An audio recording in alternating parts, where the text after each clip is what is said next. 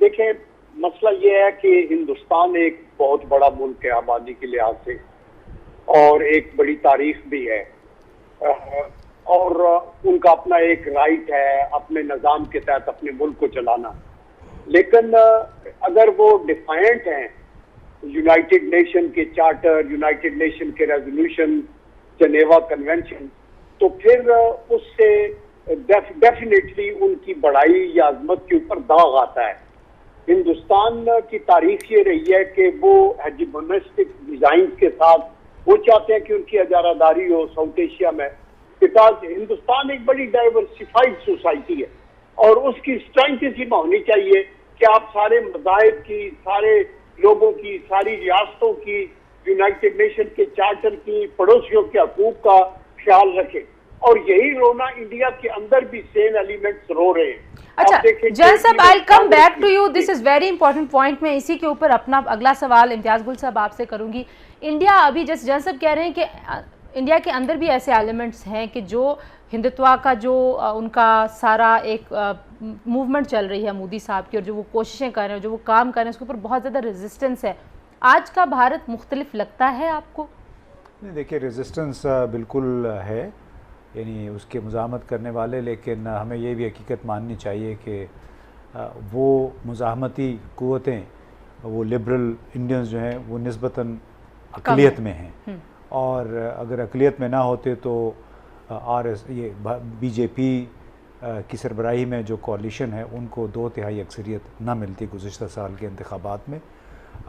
اس میں بدقسمتی یہ ہے کہ آپ نے امریکہ میں بھی دیکھا کہ کس طرح سفید فام جو امریکی تھے ان کو صدر ٹرمپ نے بالکل گیلونائز کیا اپنی انتخابی مہم کے دوران. ان کو بہت زیادہ ووٹ ملے، اور اس دفعہ ہو سکتا ہے کہ اس سے بھی زیادہ ووٹ مل جائیں. تو یہی کام بھارت میں ہوا ہے، اور جو ہندوتوا یا بھارت کے لیے، ہندوؤں کے لیے، وہ میرا خیال ہے اس پہ بڑی شد و مت کے ساتھ کام کر، لوگوں نے اس کو لبیک بھی کہا ہے.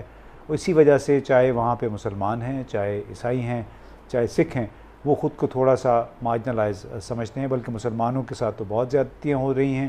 لیکن ان کا یہ خیال ہے کہ جو بی جے پی اور RSS کے لوگ ہیں کہ اگر ہم نے اپنی، اور ایک وہ باقاعدہ پلان کے تحت چل رہے ہیں، اس میں کسی کو کوئی شک نہیں ہونا چاہیے. جو اپنا ان کا انتخابی منشور تھا اس میں انہوں نے کشمیر کے حوالے سے ان اقدامات کا وعدہ پہلے سے کیا ہوا تھا، اور اس پہ وہ دھیرے دھیرے آہستہ آہستہ عمل کیے چلے جا رہے ہیں. لہٰذا موجودہ حالات میں آئندہ 2-3 برس تک ہمیں اس پہ کوئی بہت زیادہ امید نہیں رکھنی چاہیے. ہم بھلے بہت شور مچاتے رہیں کہ وہ اپنے لیے انہوں نے مسائل کھڑے کیے ہیں، لیکن ہمیں یاد رکھنا چاہیے کہ آج تک کسی ایک ملک نے باقاعدہ طور پہ 5 اگست 2019 کے اقدامات کی مذمت نہیں کی ہے، اس کی واپسی کا تقاضا نہیں کیا ہے. اسی طرح اس سال جو وہاں پہ ہو رہا ہے، اب تک جو محاصرہ چل رہا ہے، اب تک کسی ملک نے باضابطہ طور پہ اس پہ احتجاج نہیں کیا ہے، کیونکہ لوگوں کے اقتصادی مفادات جڑے ہوئے ہیں. صرف امریکہ کے اس وقت ڈیل چل رہے ہیں، آرمز ڈیل دفاعی نوعیت کے 8 سے 10 بلین ڈالر کے، فرانس کے ساتھ 9 بلین ڈالر کا ان کا رافیل جو جنگی طیارے ہیں اس کا ڈیل چل رہا ہے. روس کے ساتھ سے انہوں نے 5.5 ارب ڈالر کے وہ S-400 میزائل سسٹم لے رہے ہیں. تو ہمیں تھوڑا سا ایک حقیقت پسندی کا مظاہرہ کرنا چاہیے.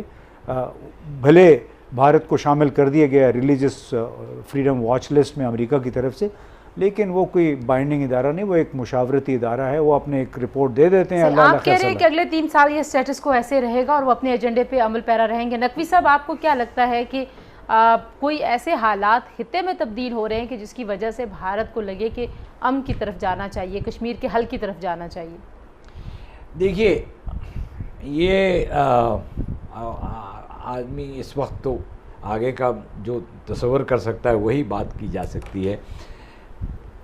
بھارت کی پوزیشن ابھی بھی کافی مضبوط ہے، دنیا میں بڑی اہمیت ہے اس کو، اس کی اقتصادی حالات بھی اس کے ابھی تک اچھے جا رہے ہیں، حالانکہ اب اس میں کافی مشکلات آگے نظر آ رہی ہیں. وہاں پہ ایڈوائزریز جو چلتی ہیں بزنس آرگنائزیشنز کی اور ٹرانسپیرنسی کی اور موڈیز کی، اس سے جو ہے نا وہ لگ رہا ہے کہ آگے چل کے ذرا بھارت کی اکانومی ڈاؤن گریڈ ہو جائے گی. اچھا تو یہ تو ہے کہ ان کی ابھی بھی ان کے اوپر کوئی پریشر نہیں پڑا ہے. یہ صحیح کہہ رہے ہیں کہ کسی ملک نے مذمت نہیں کی اگست 5 کی, کسی ملک نے ان کو کسی طرح سے بھی اس تنقید کا نشانہ نہیں بنایا.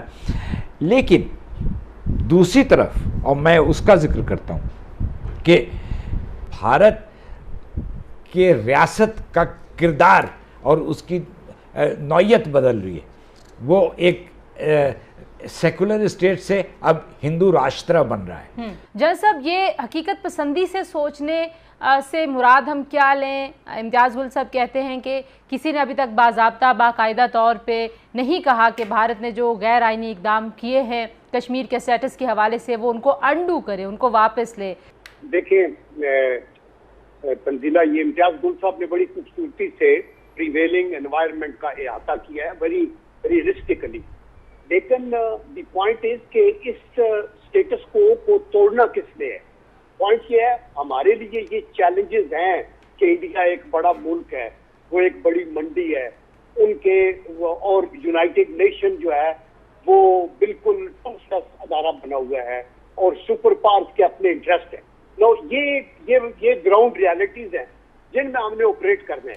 ابھی ہم نے یہ دیکھنا ہے کہ یہ ایک ایسی تکون ہے جس کا ایک اینگل ہے انڈیا, دوسرا اینگل ہے پاکستان, اور تیسرا ہے ورلڈ پاور, میڈیا اور ان کا ریئیکشن. اگر انڈیا اور اس تکون کے سینٹر میں کشمیر ہے, اگر انڈیا اس کے اوپر آگ لگاتا ہے, برساتا ہے, تو اگر ویسٹ بول اٹھا ہے تو وہ اس لیے نہیں بول اٹھا کہ پاکستان والا اینگل ایکٹیو ہوا ہے, وہ اس لیے ہوا ہے کہ انڈیا نے حدود کراس کی ہے. تو یو این او میں بھی بات چلی گئی ہے, بین الاقوامی میڈیا بھی بولا ہے, واشنگٹن پوسٹ بھی بولا ہے. ہم نے یہ دیکھنا ہے کہ ہماری لیڈرشپ کا چیلنج یہ ہے کہ انڈر دیز سرکمسٹانسز جب اس طرح کے ایڈورس انوائرمنٹ ہیں, ہماری کیا پرو ایکٹیو اسٹریٹجی ہو تاکہ ہم ان چیلنجز کو نیوٹرلائز کر سکیں. آپ اگر بریفلی مجھے ایک جملے میں بتائیں کہ کیا ہو, میں پھر ایک کامنٹ یہاں سے لے کے پھر اگلے ٹاپک کی طرف بڑھوں گی. کیا پرو ایکٹیو اسٹریٹجی ہو سکتی ہے؟ پاکستان کے پاس آپشنز کیا ہیں؟ دیکھیں, پاکستان کو ایک تو پوری دنیا میں جو یونائٹڈ نیشن کے ممبرز ہیں ان سے انٹریکٹ کرنا چاہیے, اور صرف ٹویٹ کے اوپر یا ٹیلی فون پہ نہیں, پرائم منسٹر کو بھی وزٹ کرنا چاہیے. آپ کے ڈیلیگیشنز بھی پارلیمنٹیرینز کے بھی جائیں, آپ کے ڈپلومیٹس کے بھی جائیں, آپ کشمیر ڈیسک بنائیں.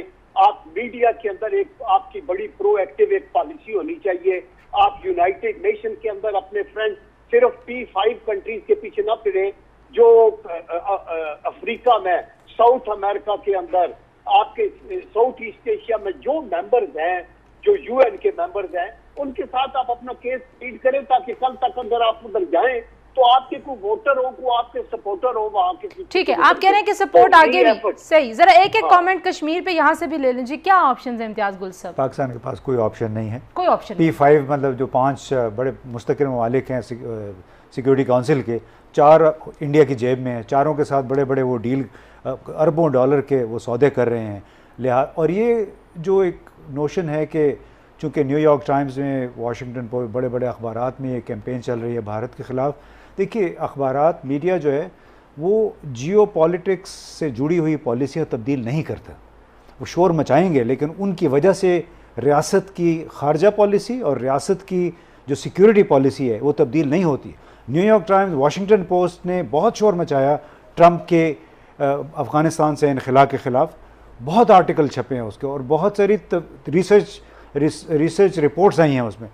کچھ بھی نہیں, وہ اس نے پہلے 4000 کم کیے, ابھی کہہ رہے ہیں کہ مہینے کے بعد وہ 4000 فوجی افغانستان سے.